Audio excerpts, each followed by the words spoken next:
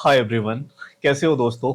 Finally एक और दिन और हम वहां पहुंच गए जहां के लिए हमने अपनी तैयारी शुरू करी थी। दोस्तों बस एक दिन है, आपने बस क्या करना है सर।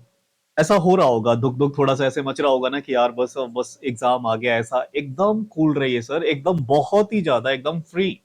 इतू सा भी अपने को टेंशन नहीं लेने का है कि यार एग्जाम आ गया, एकदम चिल। आपने बहुत पढ़ाई की है दोस्त।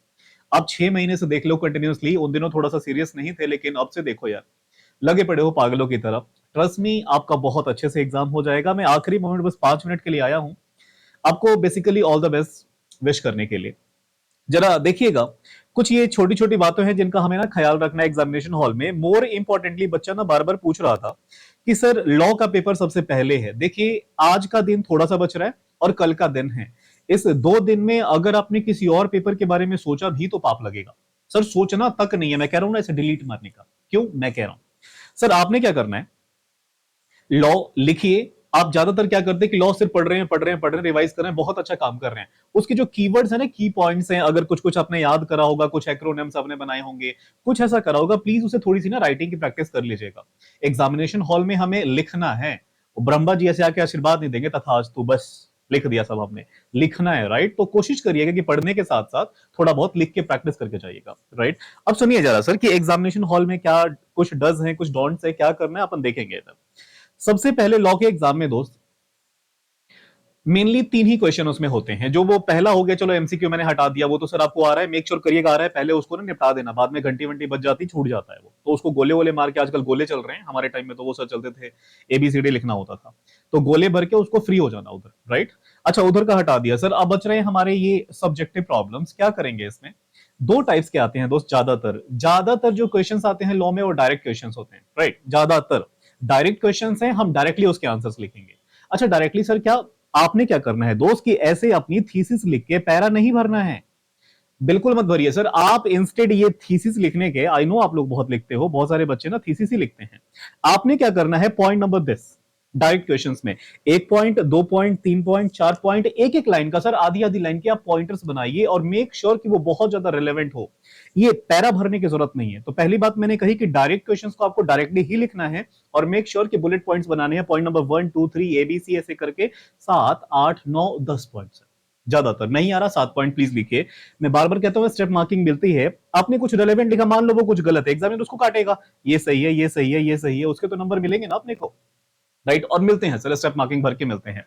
2 बातों का ख्याल रखिएगा कि जब आप लिख रहे होंगे ना, तो जो मेक श्योर की जो शब्द हैं वो कुछ कीवर्ड्स मैच करें। सर एज इट इज होगा क्या, अरे क्या फर्क पड़ता है, कुछ एज इट इज नहीं सर, कीवर्ड्स कुछ मैचिंग होने चाहिए, राइट। थोड़ा सा हमने लॉ इतने टाइम तक पढ़ा है तो रेलेवेंट तो होगा ही सर ऑफ कोर्स। तो ऐसा करके लिखेंगे, इस बात के नंबर अच्छा मिल जाते हैं सर। अब दूसरा देखिएगा, दूसरे टाइप का जो क्वेश्चन होता है दोस्त, वो हमारे होते हैं केस बेस्ड स्टडीज, राइट। अब केस स्टडीज को जब हम सॉल्व करेंगे तो उसके भी 2 तरीके हैं। सर कैसी बातें कर रहे हो, केस स्टडी सॉल्व करने का तो एक ही फॉर्मेट होता है, एक ही सब कुछ है। हाँ जी, ये मैंने लिखा है ना केस के लिए। फॉर्मेट आप दो यही लिखते होगे, पहले लिखते होगे रेफरेंस, उसके बाद लिखोगे स्टैट्यूटरी प्रोविजन और साथ में लिखोगे कंक्लूजन। सुनिएगा, रेफरेंस में आपने क्या लिखनी है, अगर आप बहुत ज्यादा श्योर हो कि ये इसी सेक्शन का है और इसी एक्ट का है, तो आपने लिखने हैं रेफरेंस में this provision has been taken from the relevant section, आप कोट कर देंगे फ्रॉम इंडियन कॉन्ट्रैक्ट एक्ट वगैरह वगैरह वगैरह, ऐसे करके आपने रेफरेंस लिख दी। प्रोविजन में आप लिखोगे क्या होता है क्या नहीं होता है, और फाइनल आंसर मेक श्योर कि एक ही लाइन का हो सर। सर वो 1.5 लाइन चली जाएगी तो क्यों करना है, या तो ये कॉन्ट्रैक्ट है या तो ये कॉन्ट्रैक्ट नहीं है, राइट। एक लाइन का स्टेटमेंट आपका होना चाहिए, आधी लाइन का चलेगा दौड़ेगा, राइट। एग्जामिनर जब आप केस स्टडी लिखते हैं तो सबसे पहले नीचे से चेक करता है सर कि इस बच्चे ने कंक्लूजन में क्या लिखा है। अच्छा अगर आप बहुत ज्यादा श्योर नहीं हो सेक्शंस के बारे में, सेक्शन कोट नहीं करने, सर वो केसेस आप क्लासरूम में पढ़ते हो कि फलाना वर्सेस फलाना वाले केसेस, वो अगर याद हैं तो लिखिए, नहीं याद है छोड़ दीजिए सर।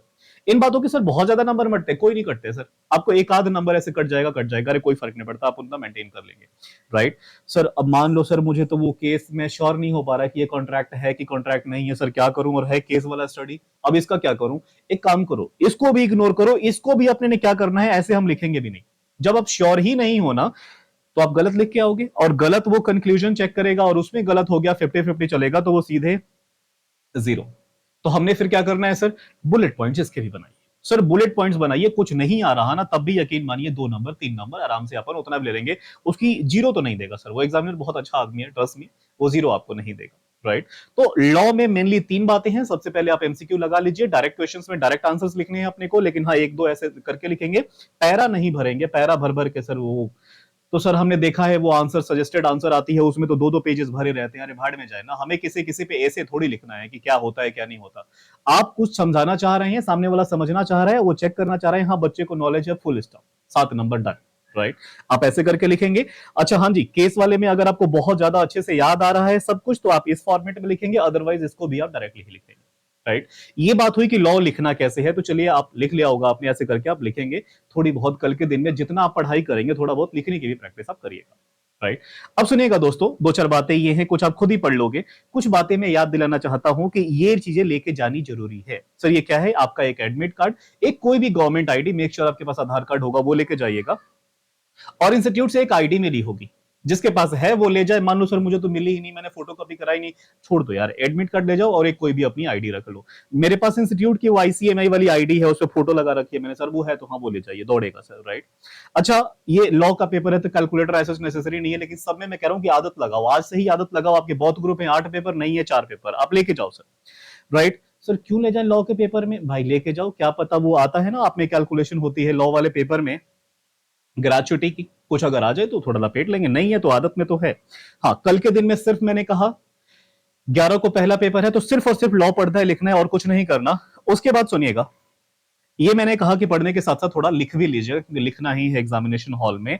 हाँ जी, एमसीक्यू को मैं कहता हूं सबसे पहले उड़ा देने का, बिल्कुल नहीं सोचने का कि बाद में कभी टाइम मिलेगा। एक स्टूडेंट है मेरी, मैं नाम नहीं लूंगा सर अभी उसका, उसने एक बड़ी गलती करी थी कि लास्ट में इसको भरेंगे भरेंगे और लास्ट में वैसे ही छोड़ दिया था सर। वो ऑलमोस्ट एग्जामिशन लाने वाली थी बच्ची, एग्जामिशन लाते लाते रह गई, तो सर उसे इग्नोर करिए। आपने क्या करना है, सबसे पहले एमसीक्यू आ रहा है भर दीजिए, बहुत ज्यादा सर देखिएगा।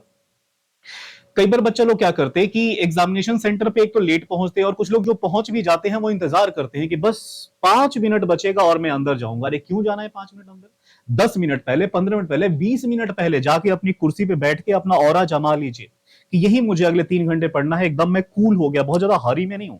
आप जब एग्जामिनेशन हॉल में जाते हो दौड़ के एकदम आराम से बैठते हो, ऐसे कहां पेपर है कहां ऐसे है, धक धक धक धक हो रहा होता है, किसने लिख लिया उसने क्या कर लिया, क्यों टेंशन लेना है यार। बहुत पढ़ाई कर ली, वो एग्जामिनेशन हॉल के बाहर, और घर पे अब आधा घंटा नहीं पढ़ लोगे ना, उससे कुछ हो नहीं जाएगा। वो बाहर लोग लगे रहते हैं ऐसे ऐसे करने में, मगअप करने में, उससे कुछ नहीं होता, वो कंफ्यूज कर रहा होता है आपको। बहुत ज्यादा कंफ्यूजन ऐसे पालने की जरूरत नहीं, एकदम कूल होके जाइए। जितना ज्यादा आप नॉर्मल रहेंगे, ठंडे दिमाग से रहेंगे, वहां बैठेंगे, गर्मी के दिन तो वैसे ही है सर, और एग्जामिनेशन सेंटर का तो मैं हालत क्या ही बोलूं दिल्ली में। सर आप आधा घंटे पहले वहां सेंटर तक तो पहुंच ही जाइए, और मेक श्योर कि 20 मिनट पहले जाके अपनी कुर्सी पे बैठ जाइए, एकदम चिल। वो कुछ गमछा टाइप का जो भी तौलिया ओलिया बड़ा सा अपना, वो रुमाल उमाल जो भी होता है आप लेके जाएंगे, इधर से स्वेटिंग आती है लिखने में, पेपर गीले हो जाते हैं कई बार, राइट। वो काम करेगा सर। पानी की बोतल एक मैं हमेशा सजेस्ट करता हूँ बच्चों को, ग्लूकोज डाल के या फिर जो आप पसंद करते हैं, आजकल बाजार में बहुत कुछ आ रहा है, वो जरूर लेके जाइएगा। एक एक घुट मार रहे हैं अपना पढ़ रहे हैं, एक एक घुट पी रहे हैं अपना लिख रहे हैं, राइट। थोड़ा दिमाग चलता रहता है।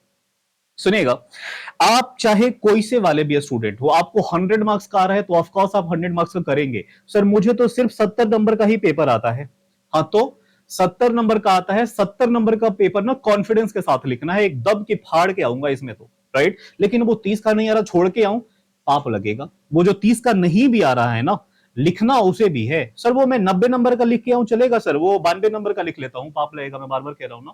पेपर 100 नंबर का लिखना है, राइट। आप वहां जाएंगे, आ रहा है बहुत अच्छा है, नहीं आ रहा कुछ बना बना के, कुछ भी ऐसा रेलेवेंट, बहुत ज्यादा इरेलेवेंट आपने नहीं लिखना, आप लिखिएगा वहां पे प्लीज, राइट। आप लिखोगे, चलिए आपने वहां पे मान लीजिए सर लिख लिया, और 100 का, हमेशा 99 का भी नहीं, 100 का अटेम्प्ट करके आने का है तो आने का है, नेगेटिव मार्किंग थोड़ी यार सीएमए के अंदर।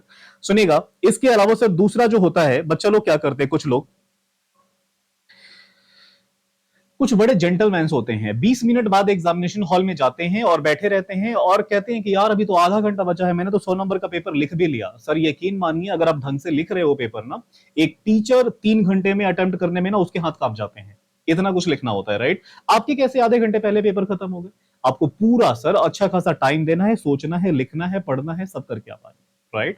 कभी भी प्री और पोस्ट वाली कहानी नहीं करनी, लेट नहीं जाना, टाइम से पहले जाना है, और एग्जाम जब तक घंटी आखिरी ना बज जाए तब तक एग्जामिनेशन हॉल से बाहर नहीं आना है। मेक श्योर करिएगा कि ये वॉशरूम आना जाना, मेक श्योर पानी वानी पीना, ये थोड़ा ना बहुत ज्यादा रिड्यूस हो जाए। आप प्रॉपर अपना काम रखिएगा, 3 घंटे मैंने 3 घंटे यूटिलाइज करिए, और 15 मिनट तो सर अपने को क्या करना है, वो पढ़ने का तो मिल ही जाता है।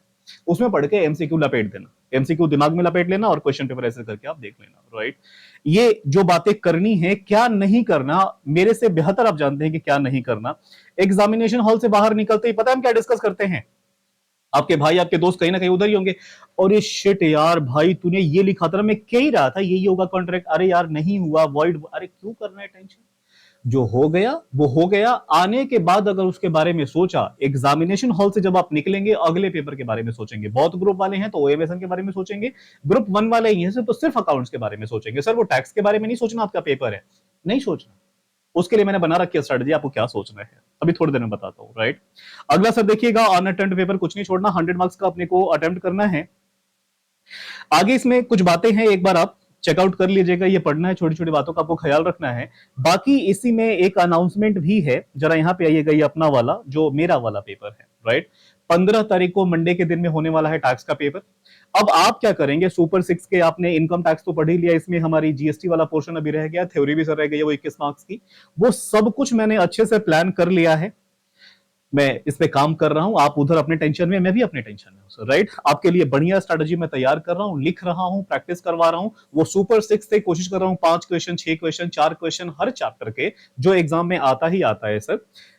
एक बढ़िया सा 10 से 12 घंटे का मैं तैयार कर रहा हूं, उसको मैं प्रीमियर सर लाइव करा दूंगा, स्ट्रीम करा दूंगा, या फिर ऐसे ही अपलोड ही कर दूंगा सर। वो कब हो जाएगा सर, देखिए वैसे मैंने प्लान करा था 14 को, लेकिन हो क्या रहा है कि 14 को या 15 को एग्जाम में बच्चा बहुत ज्यादा टेंशन में आ जाता है, तो मेक श्योर करूंगा कि 13 को ही हो जाए, 13 को शाम तक, रात तक, जब तक हो जाए 13 को ही वो अपलोड हो जाए।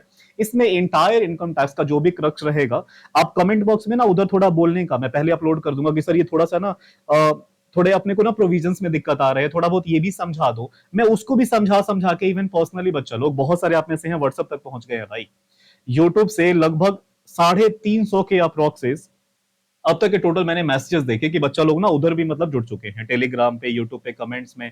मतलब आप कहीं पे भी आइए, एग्जाम तक जब तक खत्म नहीं होता, मैं हमेशा आपके साथ खड़ा हूं सर। आप जाग रहे हैं, मैं भी जाग रहा हूँ, राइट। पूरा अपन करते ये सब, और बाकी ज्यादा कुछ नहीं, एकदम फ्री रहिए, बहुत ज्यादा फ्री रहिए।